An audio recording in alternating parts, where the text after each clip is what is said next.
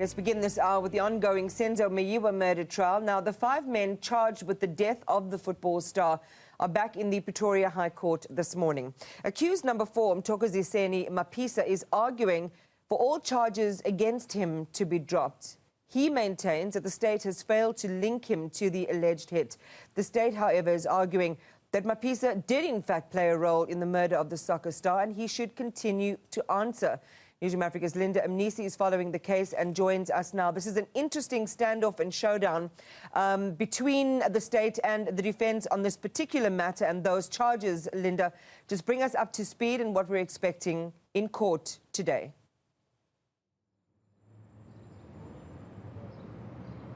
Well, the proceedings will continue this morning with, of course, the interpretation of the state's heads. You'd recall that we spent most of the day yesterday with the interpretation because the accused persons have really a right to know and understand what exactly is happening.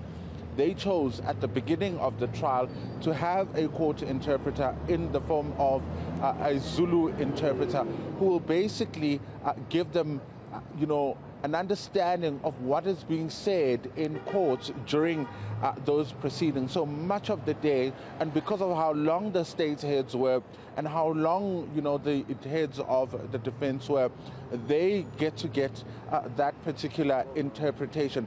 But at the same time, you'd recall that at the beginning of yesterday's court proceedings, the court was informed of what was a minor accident, or we understand it to be a minor accident on the way to court. And this is in relation to Mthokoziseni Maphisa, one of the alleged lookout men in the murder of Senzo Meyiwa.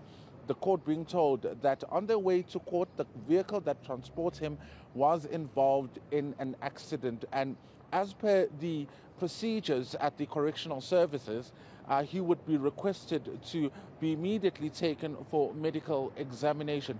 But he decided to waiver his rights, informing the court that he was okay and was indeed willing to proceed with the proceedings. The judge, in fact, making it a point that he knows that, he can still say that he's not ready to proceed or he is unable to proceed due to whatever, he may have suffered during that particular accident. But he indicated that he is okay and will be ready to proceed. So seemingly not letting that accident get in his way of wanting to proceed with this application to have charges against him thrown out of court. He is the one that in fact brought this application, the Section 174 application, to have the case against him thrown out on the basis that he believes that there are no reasonable prospects of success. So the arguments have taken place in his regard, and of course the interpretation will continue this morning.